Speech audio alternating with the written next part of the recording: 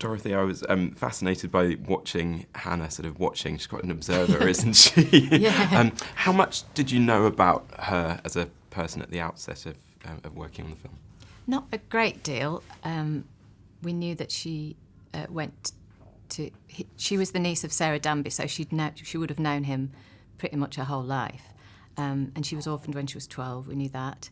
And we knew that she went to work for him when she was 23 and outlived him and stayed in the house and was left to look after the collection, which she didn't do a very good job of. We knew that she had this disfiguring skin condition. There's reports of her opening the door in the shroud and terrifying people. That's pretty much all we knew, and which is an intriguing little nucleus of facts to create a character. And Marion, how about with Mrs. Booth? I mean, she's very house proud for one thing, isn't she? I love it when she first shows that beautifully decorated room and the view.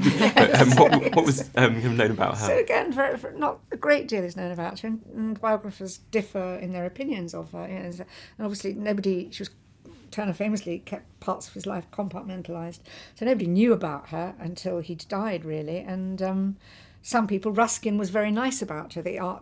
His critic at the time, Ruskin, was very nice and said she was very warm and offered him sherry and cake. Other people were appalled that he'd spent all this time with a garrulous, illiterate, and they thought maybe money-grabbing woman. But actually, we do know that she paid for everything. And she had her own money. She was a canny widow.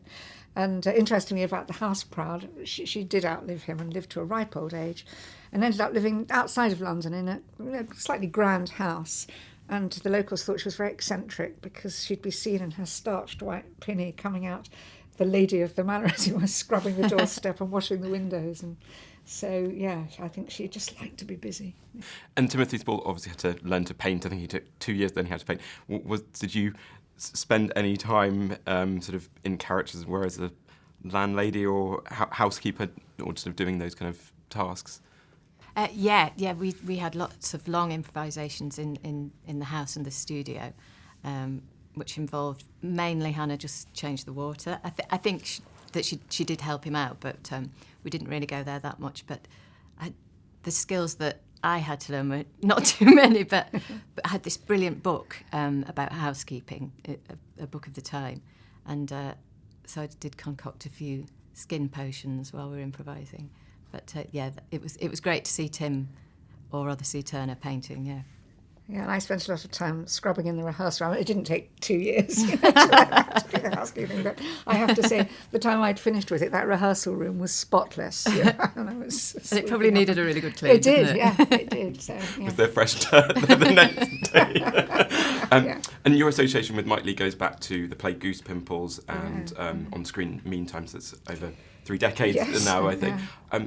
What do you find satisfying about the way that he works? What do you particularly enjoy about the process? I love the process. I love the grand adventure of it. You start off on day one with a blank sheet of paper, not knowing where you're going. And obviously this was slightly different. We slightly knew where we were going, but I love that sense of adventure. I think he's wonderful for actors to work with, and he just gives you the opportunity to be the best you can be because you feel so grounded and you inhabit a real world as a character. And it's fun. Yes, it is. And it's your third time, isn't it, of working with him? And just having that luxury of time, because I do theatre as well, and I enjoy the rehearsal process and finding it. But with Mike, you get that and more, and it's just the freedom and pure collaboration that sets him apart. Is there a sense of security, I imagine, when you set foot on set for the first day, because you've got sort of 6 months behind you? Yeah, and you really know the character, and you know you can instinctively react how they would, so therefore it looks spontaneous, hopefully. You don't have to ask questions about the character because you've created that with him, and he's remembering all those characters as well. When you're improvising, he's remembering how you got there, which is amazing, especially when it's a large cast.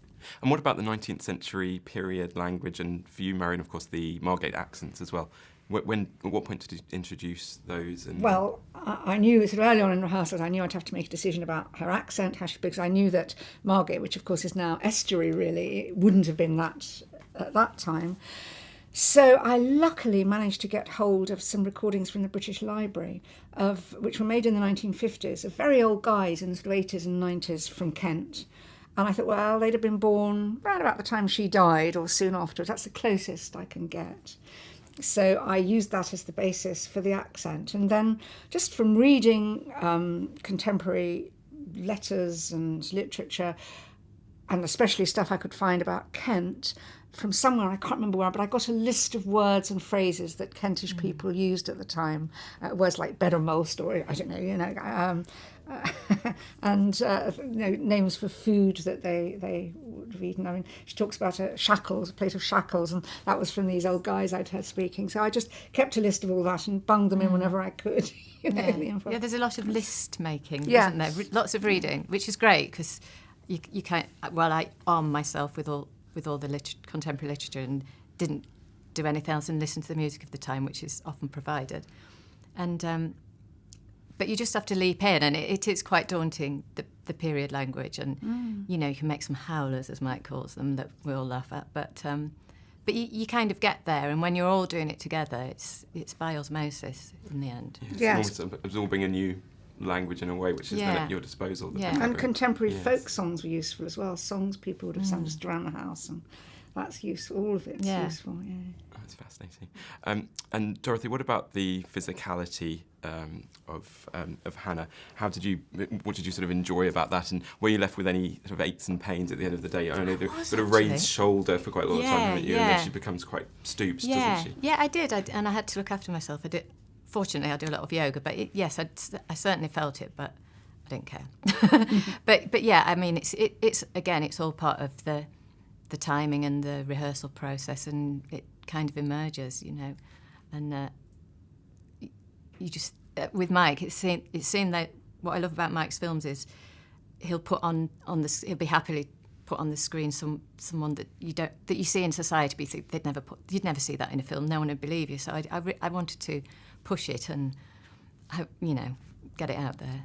And how do you think what we see on the outside sort of reflects what's going on inside with Hannah?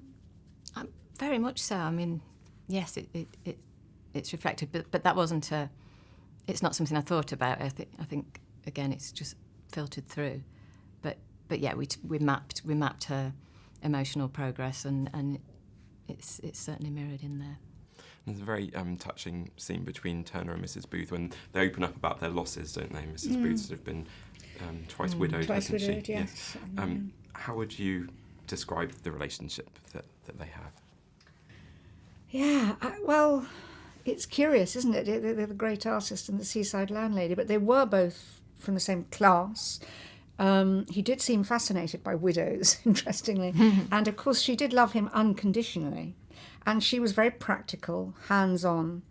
And I think, there are descriptions that she kept him clean. He became much cleaner when he was with her, and she looked after his clothes. And so, she mopped him. She mopped up after him. So I think probably she offered him unconditional love. And I guess they just clicked. Who can say? That happens with people sometimes. But to have sustained whatever it was for 18 years, they must have clicked. They must have been a very powerful thing there, And Dorothy, how about Hannah's relationship with Turner? I like the moment where she shows that she's not subservient, and she says, well, I didn't put them there about the blue bottles. Yeah, that happens later. And she says she's almost a family member in some ways, slightly related. Well, I think she is, because she did know him from a very young age, because she was the niece of Sarah Danby, who we saw, and her whole life was him and serving him, and it was a bohemian household, so she wasn't really a servant. She was a part of the family. She did help with them. She helped with Daddy, and certainly in the improvisations, that was very much a family feel.